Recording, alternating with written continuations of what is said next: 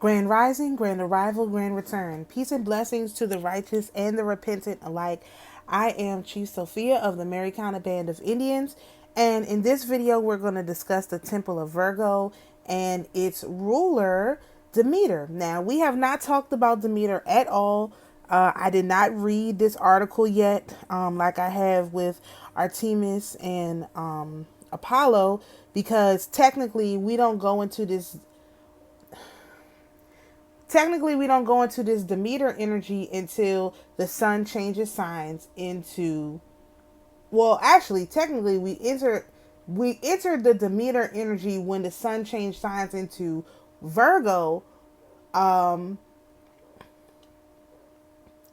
Is that right? Yeah, when the sun changed signs into Virgo.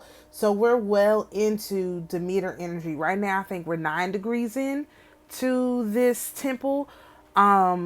So I'm still I'm still processing the other energy. So I hadn't actually gotten a chance to pre-read hers, and so I can point out the important points. So we're going to be reading this together. So Demeter is the goddess of, oh wait a minute, let me tell you the correlations. Let's start with that. So Demeter is, here we go. Virgo. In the Roman, she's Ceres. In Hindu, it's Bhumi, Bhumi, and this is the goddess of grain and agriculture. And in her iconography, that's how she's seen, with grain and agriculture. As it relates to the 12 tribes, this energy is Joseph. The path is the path of the sufferer, and the fruit is continence, which is the ability to endure, basically. And so that's where we are. This is the first 6 signs.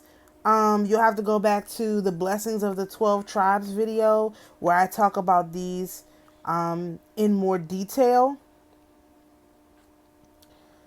Where I talk about these in more detail. So let's go into, again, this is just the Wikipedia. So if you are a Virgo, like I am, and you have a lot of Virgo in your chart, you may want to go and read this for yourself so you can get an understanding of who is ruling this particular temple, okay?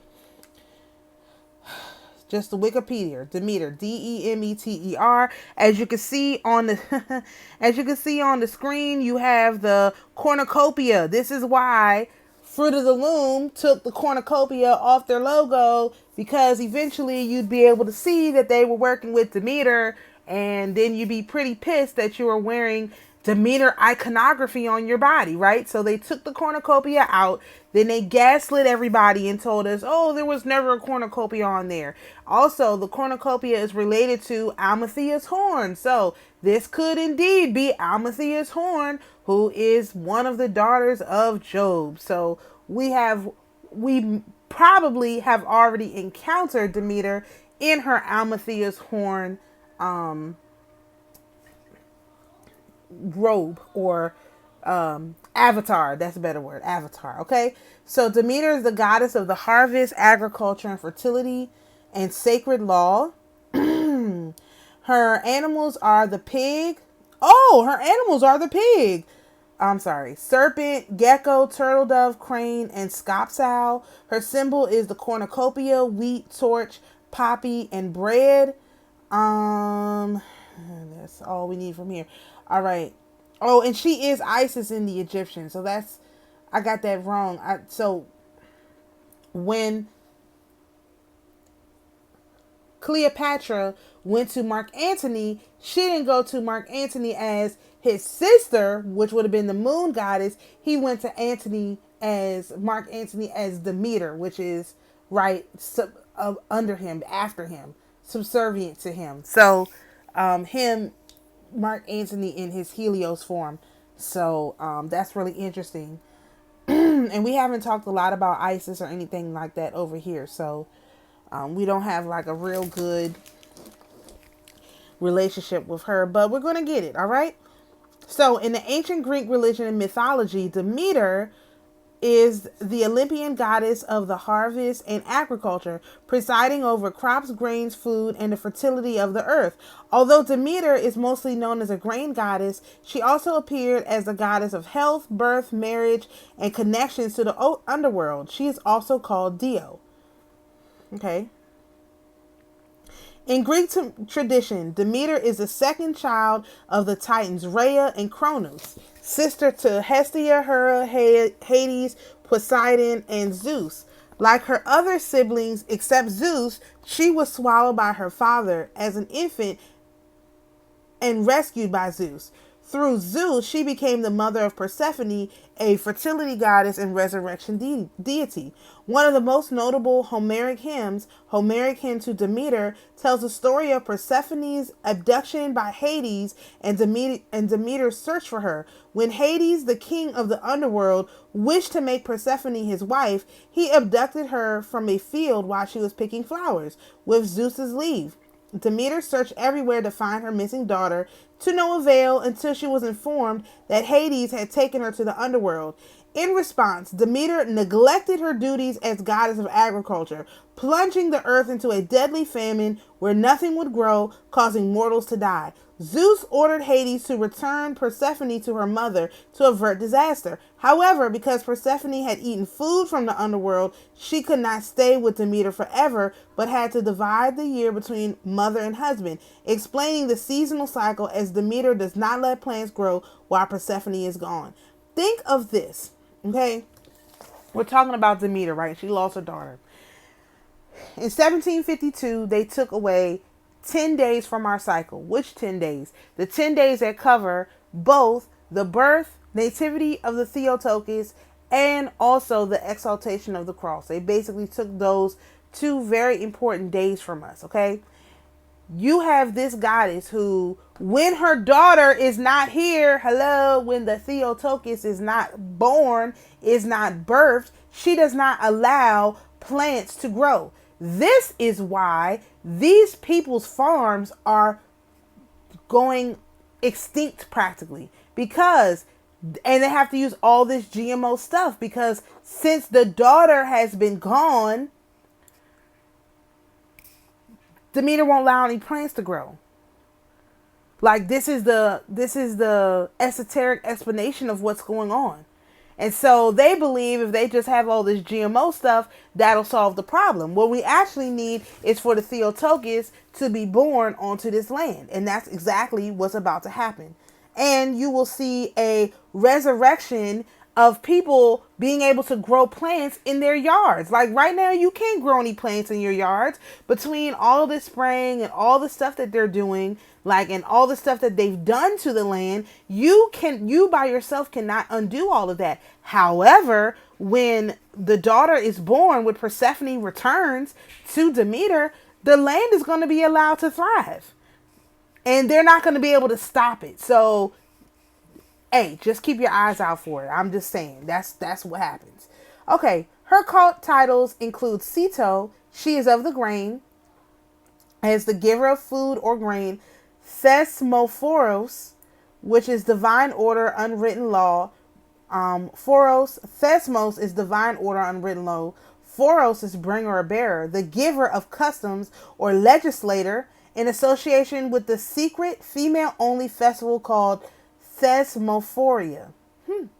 Though Demeter is often described simply as the goddess of the harvest, she also presided over the sacred law and the cycle of life and death. She and Persephone were the central figures of the Eleusinian mysteries, which promised the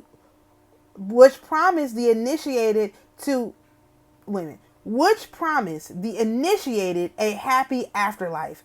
Oh, you mean like a rapture? I'm sorry. This religious tradition is based on the ancient agrarian cults of agricultural communities and predated the Olympian pantheon, probably having its roots in the Mycenaean period, 1400 to 1200 BC.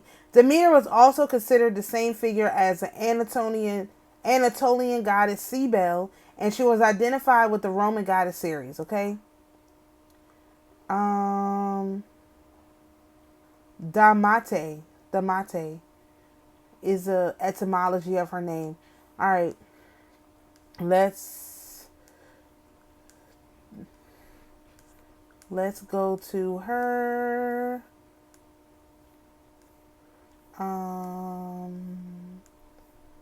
mythology. Okay, here we go. Hesiod's Theogony describes Demeter as the second child of the Titans Kronos and Rhea, and the sister of Hestia, Hera, Hades, Poseidon, and Zeus. Alongside the rest of her sisters and brothers, with the exception of her youngest brother Zeus, Demeter was swallowed as a newborn by her father due to his fear of being overthrown by one of his children. She was later freed when Zeus made Kronos disgorge all of his children by giving him an emetic. Zeus then led his siblings in a war against their father and the other Titans. Kronos was supplanted by this new generation of deities, and Demeter thus became one of the Olympian gods, the new rulers of the cosmos, alongside her brothers and sisters. Demeter is notable as the mother of Persephone, described both Hesiod and Homeric hymn to Demeter as a result of a union with Zeus. An alternate recounting of the matter appears in a fragment of the Lost Orphic Theogony, which preserves a part of the myth in which Zeus mates with his mother Rhea in the form of a snake, explaining the origin of the symbol on Hermes' staff. Their daughter is said to be Persephone, whom Zeus in turn mates with to conceive Dionysus. According to the Orphic fragments, after becoming the mother of Zeus, she, who was formerly Rhea, became Demeter. That's interesting. There's some evidence that the figures of the queen of the underworld and the daughter of Demeter were initially considered separate goddesses. However, they must have been conflated by the time of Hesiod in the 7th century BC. Demeter and Persephone were often worshipped together and were often referred to by joint cultic titles. In their cult at Eleusis, they were referred simply as the goddesses, usually distinguished as the older and the younger. In Rhodes and Sparta, they were worshipped as the Demeters. In Thessalmorphia, they were known as the Thessalmorphi, the legislators. In Arcadia, they were known as the great goddesses and the mistresses. In the Mycenaean Pylos, Demeter and Persephone were probably called the queens. Okay? According to Diodorus Siculus, in his Bibliotheca Historica, written in the 1st century BC, Demeter and Zeus were also the parents of Dionysus. Diodorus described the myth of Dionysus' double birth, once from the earth, i.e. Demeter, where the plant sprouts, and once from the vine, when the fruit sprouts from the plant. That's interesting. Diodorus also related a version of the myth of Dionysus' destruction by the Titans, the sons of Gaia, who boiled him, and how Demeter gathered up his remains so that he could be born a third time. Diodorus states that Dionysus' birth from Zeus and his older sister Demeter was somewhat of a minority belief, possibly via conflation of Demeter with her daughter, as most sources state that the parents of Dionysus were Zeus and Persephone, and later Zeus and Semele. And you know what it sounds like? It sounds like the Titans, these sons of Gaia, were the bad guys. They were the former, like the old rulers of the zodiac, and they failed and they lost a very whatever battle, but they never quite gave up control. Like, they were beat fair and square. Like, Zeus and his folks beat them fair and square. And instead of giving up the ghost and going on to your next thing, they decided they were going to ignore the Titans and supplant them in all of our mythology. So when you think you're talking to Zeus, you actually talking to Kronos. Because Zeus is supposed to be the ruler of Jupiter.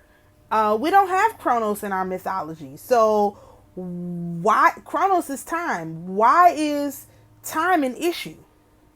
We don't have a mythology that really, none of these entities, let me make sure. None of these entities relate to time. I just want to make sure that was right. Yeah, none of these entities relate to time. So why are we... Kronos is the leader of the AI gods, huh? Is that what it is? Okay. Got him. All right. Okay, let's keep going.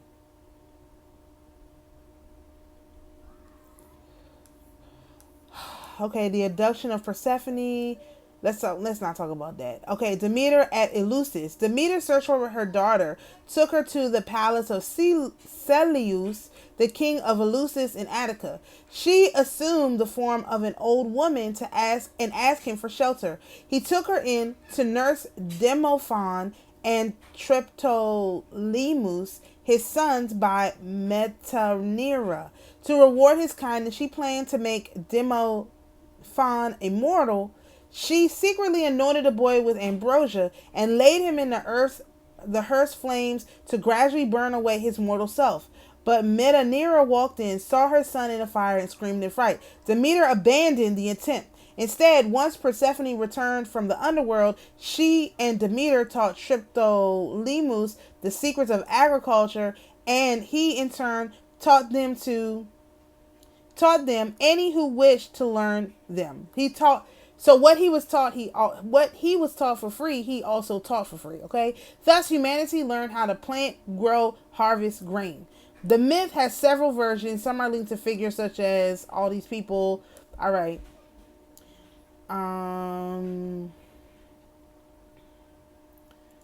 Demeter's okay. Demeter and Poseidon, because Poseidon is Neptune. In Arcadia, located in what is now southern Greece, dodged a hijack. The major goddess Dysponia was considered the daughter of Demeter and Poseidon, Hippos, the horse Poseidon. In the associated myth, Poseidon represents the river spirit of the underworld, and he appears as a horse, as often happens in northern European folklore. The myth describes how he pursued his older sister, Demeter, who hid from him among the horses of Onkios, sorry. But even in the form of a mare, she could not conceal her divinity. Poseidon caught and raped his older sister in the form of a stallion. Demeter was furious at Poseidon's assault, and in this furious form, she became known as Demeter Arenis. Her anger at Poseidon drove her to dress in all black and retreat into a cave to purify herself, an act which is the cause of a universal famine. Demeter's absence caused the death of crops, livestock, eventually the people who depend on them. Later, Akkadian tradition held that it was both her rage at Poseidon and the loss of her daughter caused her the famine, merging two myths. Demeter washed away her anger in the river Ladon, becoming Demeter Louisa, the bathed Demeter. In alliance with Poseidon, Kirani noted, she was the earth who bears plants and beasts, and could therefore assume the shape of an ear of grain or a mare. Moreover, she bore a daughter, Dysponia, the mistress, whose name should not be uttered outside the Arcadian mysteries, and a horse named Arion with a black mane and tail. At Phigalia, a Sonon wood carved statue of Demeter was erected in a cave, which tradition held was the cave into which Black Demeter retreated. The statue depicted a Medusa-like figure with a horse's head and snake-like hair, holding a dove and a dolphin, which probably represented power of the air and water. This sounds like the story of Onosceles. She had a horse face, and she lives in caves. So they're literally like talking about this form of Demeter. What? Oh, I'm sorry. I just don't like these people, man. When they do stuff like this, why? Why do they do stuff like this? All right, I'm not gonna read. Let's see what she did in the Troy War, because I'm getting pissed off now. Oh, she wasn't involved in the Troy War. I guess not. She was not involved in that Troy War. It doesn't seem like it. Alright, so if you have lots of Virgo in your chart, I'm just going to stop here because I feel like I've done enough. You may want to take a look into Demeter's story. It seems to be quite interesting. Quite interesting. And what we want to do, of course, is honor her temple. Her temple is this Virgo. We're in Virgo season. We want to we want to honor her temple. We don't want to be in her temple acting like we're crazy. You know what I mean? Like doing stuff that we're not supposed to do, pretending she's not who she says she is, that kind of stuff. So the point of reading these different, mythologies and getting everyone familiar with them is so that when we're trying to determine what the energy is, we can look at the story of the different gods and goddesses and see what part is being told. So now, like for example, if we know that in the book of what book was that, the Testament of Solomon or whatever, where he talks about Onoskelis and her having a horse face and living basically in the caves, we know he's talking about putting Demeter to work building the temple. And what did he have Onoskelis do when she was building the temple? She was weaving. She was weaving. He made her a weaver. But what did she say that she did? She, in her black form, her mourning form, right? What she did was she liked to mess with black men and destroy their lives. And so when these various versions of these gods are created, they can come back and be used for different things. That's something that, again, when I do my video for the Pisces full moon that's coming up in like a week, I'm going to talk about how we build our own versions of these various deities and use them like over the course of a year or whatever. But this is what they did. They saw this particular energy behaving in a way that was unusual and they gave it a name. Like everything has a name, which is why it's so sinister not to give things a name. So that particular version of Demeter, how would that play out if she was the one who would mess with men? Okay, so how would that play out? So she could, let's say you have a black man who's a farmer, right? And the black man who's a farmer, he hears a sound outside his house. He leaves his family inside the house. He goes out to check on his animals. Well, when he gets in the field, this energy takes advantage of him and causes him to stray from his wife. So when he gets back to his wife, he feels this extreme shame because he has no idea what happened, why this entity did this thing to him. And now he's carrying around the shame of having engaged with some entity that he couldn't even probably see outside of his marriage. You know what I mean? Like that's how that will go. And that shame just follows you around. You never get past it. So again, the whole point of all of this is as we're healing our own stories, like with these different entities, we're also healing their stories and bringing their stories to a successful close, giving them happy endings so that they as well cannot have so many fractured pieces of themselves. As a matter of fact, the ones that we create, the titles that we give to these entities need to be very, very specific to certain problems that are had, like, and they're going to have a limit. So at the end of the year, then we have to tell the story, close out the story. But again, this requires people to keep notes because we have to see how her story, these different entities, how their stories play out over the 12-month cycle so that at the end of the 12 months, we can give the story a happy ending. So this is going to be a very, very, this is how they did these stories. Like they didn't make these stories up. They followed the, when I show you how I do this, it will make sense. I can't, it's not ready yet. It's not ready yet. So I can't show it to you. But when I do, it will make complete and total sense. So hopefully this is helpful to you. Again, if you have lots of Virgo energy in your chart, please go and read her story, Demeter, in the actual Wikipedia and do some research on her for yourself. So shalom, peace and blessings, and we'll see you in the next video.